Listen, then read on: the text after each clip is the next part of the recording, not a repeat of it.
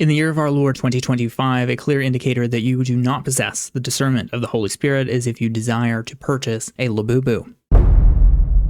Or at least that's, I guess, what the Christian community would have you believe, because they are evidently so clearly demonic and linked to the demonic world. Today we're going to talk about Labubus and whether they are actually a demonic toy created to serve the purposes of demons, created to resemble a demon called Pazuzu. Is that really it? Or is it a little bit deeper than that? I actually think there's quite a bit of surprising information about the Labubu out there that is a little bit more interesting than just this basic little comparison that we're doing. And so I want to talk genuinely about what the story is behind the Labubu, what it's conflated with, what it has to do with, and what that could mean for whether or not it's demonic or evil, or what Christians should think about Labubus and whether they should obtain them. So let's look into some deeper information about this interesting little critter. They are just a little creepy looking, aren't they? They're definitely a little creepy looking. I have to give them that. So Labubu was created by an artist called Kasing Lung as part of another work in his universe called the Monsters universe. And his reason for having created the character is that he spent time in the Netherlands as a young person and was heavily inspired by Celtic folklore, mythology, stories about things like fairies and elves. And that was what influenced his creation of the monsters. So is that enough to say that he wasn't influenced by a demon to create the monsters? Well, there's a lot of information there. I mean, let's just take a look at some of these Labubus to start off here. These are, interesting. They're kind of creepy looking for sure.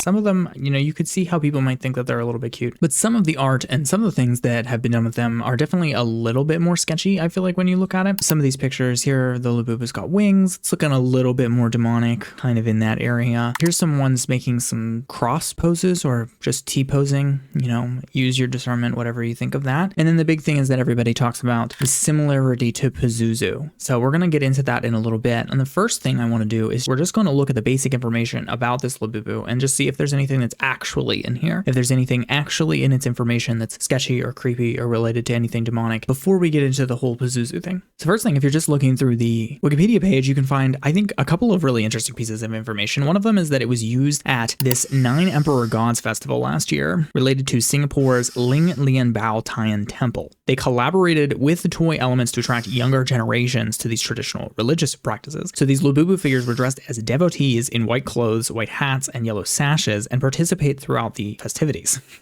This drew a lot of attention, they say, and the temple had to clarify that the toys were merely acting as devotees and were not being worshipped as offerings, so no disrespect was intended. It's very interesting. Okay, but as part of this festival, you can read about some of the stuff that they do, and so it has a subsection on Phuket ritualized mutilation. In accordance with the traditions, many religious mediums will conduct ritualized mutilation upon themselves and one another while under a trance-like state, including but not limited to impaling through the cheeks, arm, face, legs, back, etc., with everything from as small syringes to as large as is agreed upon between all members. Partial skinning, the skin is not removed, just cut and flipped over. Slashing of the limbs, chest, stomach, and especially tongues with swords, axes, and knives. Bloodletting, the removal of tissue, and intentionally wrapping or standing near firecrackers as they are lit. I felt like it was necessary to read all of that to you because to me, that seems like a lot. I'll do my best to be respectful to other people's religious practicum here, but I don't think that anybody should feel that this is okay. It's just interesting, at least. This doesn't necessarily implicate the Labubu, but it's at least interesting that they wanted to make use of the Labubu for this practice. Here's a picture of the people slicing open their tongues and bleeding on themselves for this ritual in Phuket.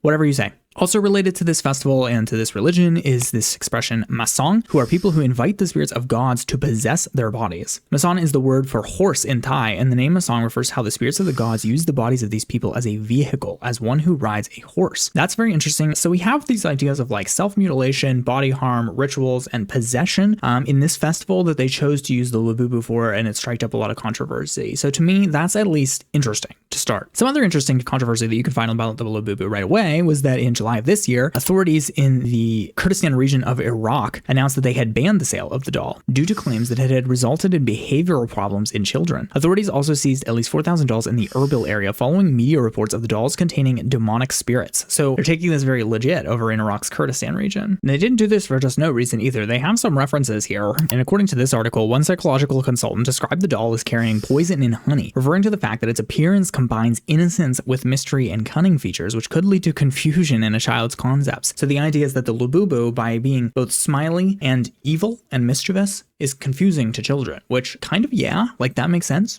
Labubu is hardly the only thing that does that. Perhaps it's just one of the most extreme examples, but apparently that can legitimately have some kind of psychological effect, especially on younger children. Some consultants related to this ban in Iraq also reported that it causes skin diseases, shortness of breath, and numerous problems in homes. They added that it contains a demonic spell that tells the story of a demon that used to appear in ancient Arab lands to stir up chaos. I don't know what that means. That's just a one-off line there, so take that as you will. Okay, so that's just some of the controversy that you can find just like reading through the Labubu Wikipedia page. So let's back up a little bit and talk about Kasing Lung. We don't have a huge amount of backstory on him, so what we can talk about is kind of what he's done, what he's created, and why he said he created it. But like I said, his creation of the character Labubu is part of a larger universe that exists in these books that are about a collection of monsters called the Monsters. And so the most famous is Labubu, but it also includes Zamomo, Taikoko, Spooky, and some others. I think there's an interesting note here that Labubu is a kind-hearted character who always wants to help out, but keeps accidentally doing bad things. To me, that just kind of religiously sounds a bit interesting. There's some interesting elements of that if you're thinking about it. Like, why would he want to help but always keep doing a bad thing? Like, what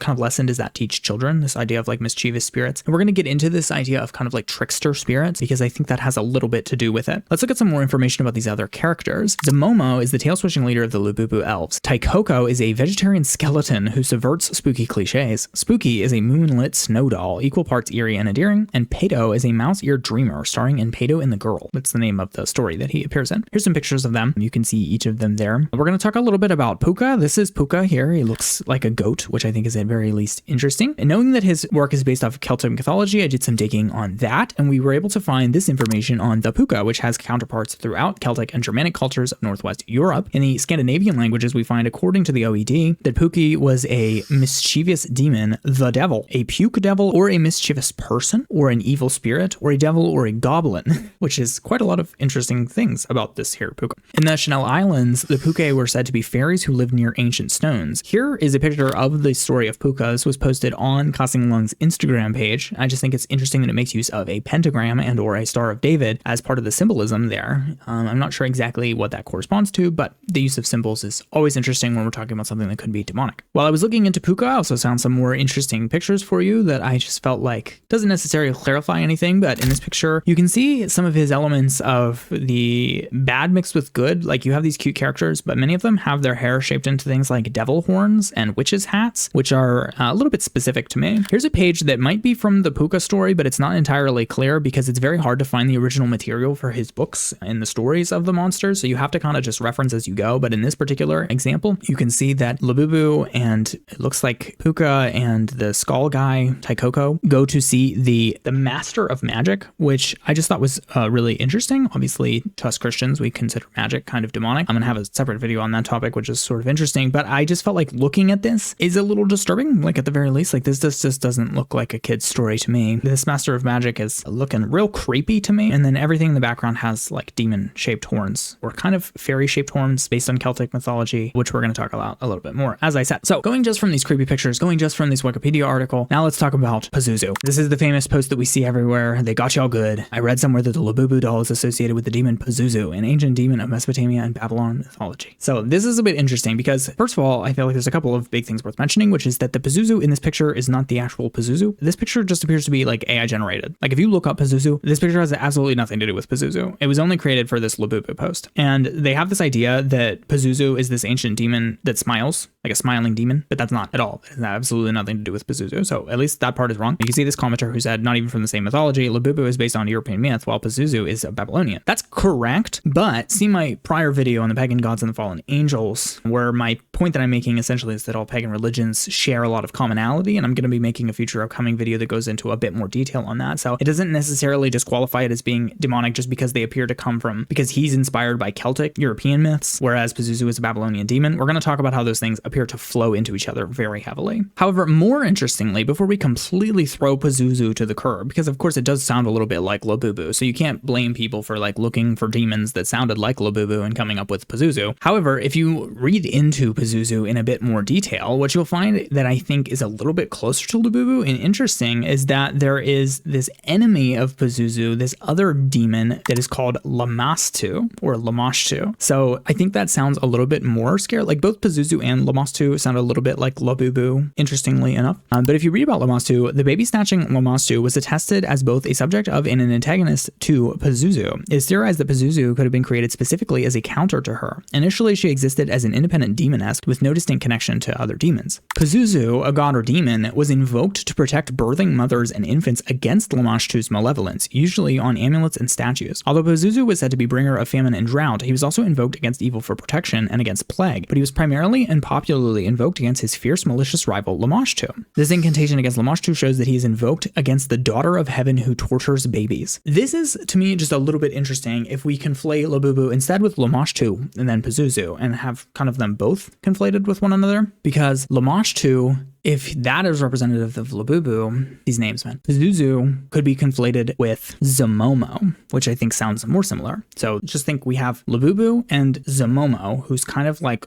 her parental figure. Oh, Labubu's a girl. Did I mention that? Like Labubu's a girl, to whatever relevance that gives. But she has this kind of like older figure that looks just like her, but has a tail, and that's Zomomo. And he's kind of like a counselor or someone who like helps her do better, basically. So you have Labubu and Zomomo, and then we have Lamashtu and Pazuzu. And I just think that those connections are a little bit remarkable. To me, it's just at least interesting, all these names and similarities, but it doesn't necessarily, there's just nothing that specifically connects Pazuzu and Lamashtu to Labubu and Zomomo. I wanted to make a quick point though about this that everyone's going to be responding to, this connection to Pazuzu and this whole idea of Labubus being demonic in general. It's always going to get this criticism, which is what people said about Pokemon, what people said about D&D, what people said about Harry Potter. All of these things have come under attack for having and containing demonic ideas and all of those kind of things forever. And I definitely think that there's a line, and we as Christians have to be careful that we're not just like crying wolf every time for no reason. So we really should be doing more investigations like these to say like, what is actually the origin of the thing? How harmful is it? But I also don't think it's necessarily a bad idea to just say like, if we don't fully understand something, we should encourage people to stay away from it. That could be different than like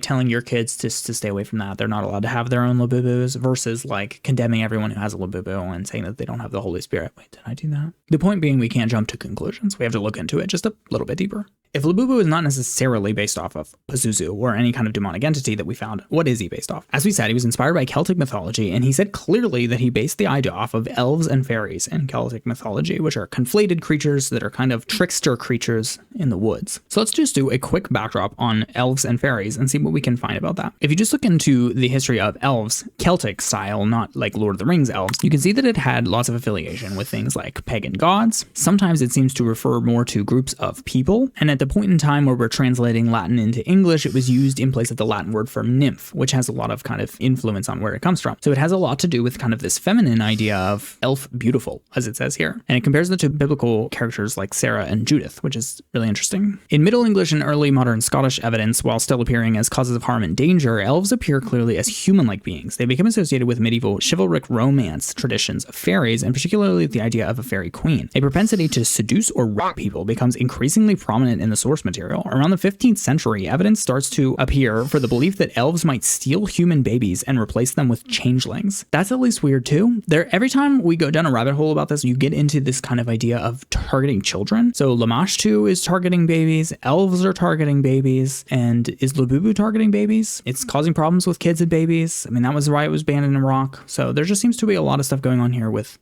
kids and babies, and that's at least interesting. It's being used in weird rituals. We're talking about lots of spiritual stuff going on here. It just seems weird to the very least. There's sexual stuff going on here. There's self-harm going on here. There's some weird things associated with these Labubus, at the very least. So you heard mentioned in that article that elves were pretty closely affiliated with fairies in Middle English and Celtic mythologies and things like that. So in Celtic cultures, fairies, also known as brownies, elves, selkies, or pucas, or known collectively as a group of creatures called the Fae, all of these can be mischievous and even dangerous, as well as cute and clever and helpful. So you very much see the similarity to Labubu when we're talking about fairies. This idea of fairies is not what we see from like Tinkerbell. It's actually this idea of like mischievous spirits who appear cute, clever, and helpful, but are actually mischievous and even dangerous. If you read down about the origins of fairies, various folk theories casted them in the Christian tradition either as being demoted angels or demons, or as deities in pagan belief systems, as spirits of the dead, or as prehistoric precursors to humans, or as spirits of nature, all of which are pretty interesting to me. Most academically, according to some historians, such as, I'm going to butcher this, it looks French, Barthélemy d'Herbelot, such as that guy, fairies were adopted from and influenced by the Peris of Persian mythology. Peris or Paris were angelic beings that were mentioned in antiquity in pre-Islamic Persia, and as early as the Achaemenid Empire. Peris were later described in various Persian works in detail. A peri was illustrated to be fair, beautiful, and extravagant nature spirits that were supported by wings. This may have influenced migratory Germanic and Eurasian settlers into Europe or been transmitted during early exchanges. The similarities could also be attributed to a shared Proto-Indo-European mythology. So the idea that these fairies and these Persian angels or demon creatures are the same thing and they're affiliated with one another is interesting to me in the development, and at least one historian thinks that they literally developed from there. You heard mention of the demoted angels idea from this Christian tradition, where it held that fairies were a class of demoted angels. One story described a group of angels revolting, and God ordered the gates of heaven shut, so those still in heaven remained angels, and those in hell became demons, and those caught in between became fairies. Others wrote that some angels, not being godly enough, yet not evil enough for hell, were thrown out of heaven. The concept may explain the tradition of paying a tithe to hell as fallen angels, although not quite devils. They could be viewed as the subjects of Satan. So they're saying that this idea of there being these middle creatures, fallen angels, as you see in sort of traditional depictions, being different than demons or the rulers of hell, kind of has this idea of this middle territory creature. King James, yes, that King James, has a dissertation on demons, and he stated the term fairies to refer to illusory spirits or demonic entities that prophesied to, consorted with, and transported the individuals they served. In medieval times, a witch or sorcerer who had a pact with a familiar spirit might receive these services. So we're getting a lot of tie-in here. Even from ancient times, there's been the idea of fairies and in-between creatures being conflated with angels, demons, and other things in between. So even if we go back to Labubu being inspired by Celtic mythology, the idea of elves and fairies, even if the creator, Kasing Lung, means that genuinely, if they do happen to be creatures that are,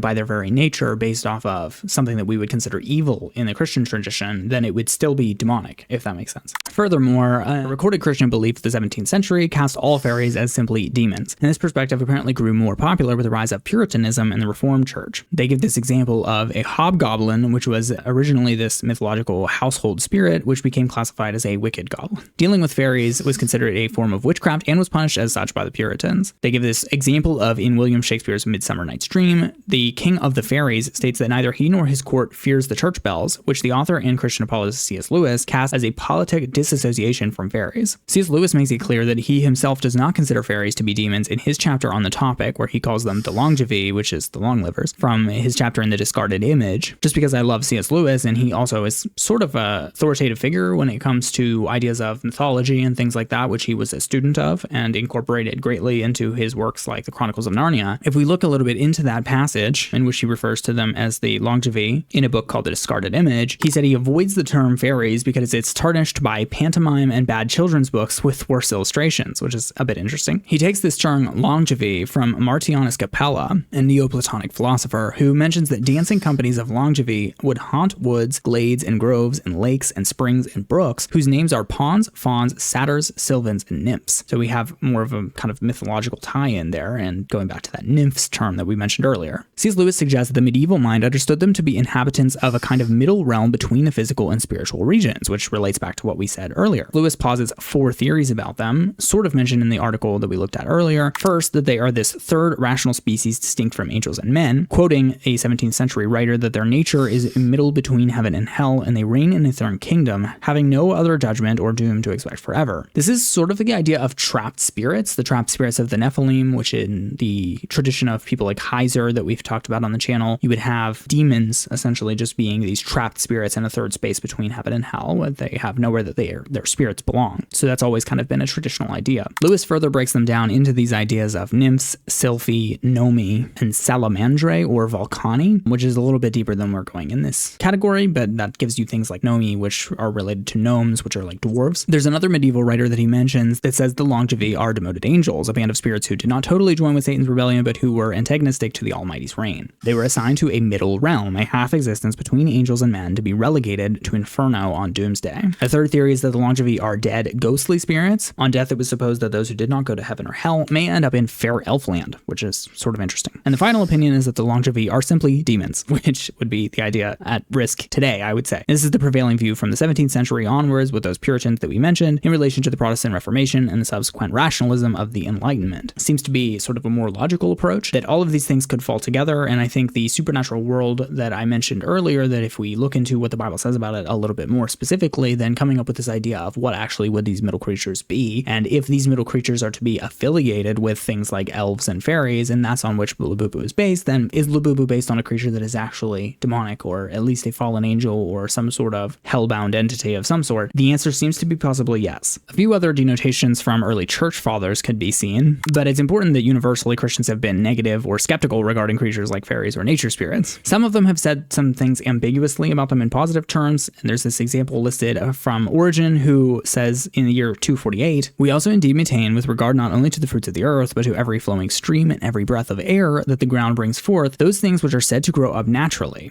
The water springs in fountains and refreshes an earth with running streams, that the air is kept pure and supports the life of those who breathe it, only in consequence of the agency and control of certain beings, who we may call invisible husbandmen and guardians, but we deny that those invisible agents are demons." So interestingly, Origen, who has a lot of interesting perspectives, has this interesting perspective where he says that there are these middle creatures that seem to be governing over things like aspects of nature, but they aren't necessarily demons, which is sort of interesting. He doesn't tell us what they are. However, shortly afterwards, we have Athanasius of Alexandria saying that it is exclusively negative, where he says in On the Incarnation that they are simply demons, taking up their abode in springs or rivers or trees or stones and imposing upon simple people by their frauds. So that's at least only 200 years after Christ. We can go back and source the idea of fairies, nymphs, or in-between creatures being associated with simply demons. So we're not to draw a full throttle conclusion about Labubu, but a culmination of the evidence here seems to suggest it's been involved in a lot of weird things. Did it actually cause behavioral issues with children in Iraq? Possibly. Is it interesting that that region is quite close to Persia, which is where these things seem to originate from? I do think that that's interesting. It's interesting that they're used in strange imagery. It's interesting that they are appearing with relation to things like death and skulls and taking on cross shapes and taking on devil outfits. It's interesting that they could cause behavioral issues. It's interesting that there's a psychological reason why they could do so. It's interesting that the basis on which they were based does seem to be demonic in the history of the Christian tradition, and that is Celtic mythology.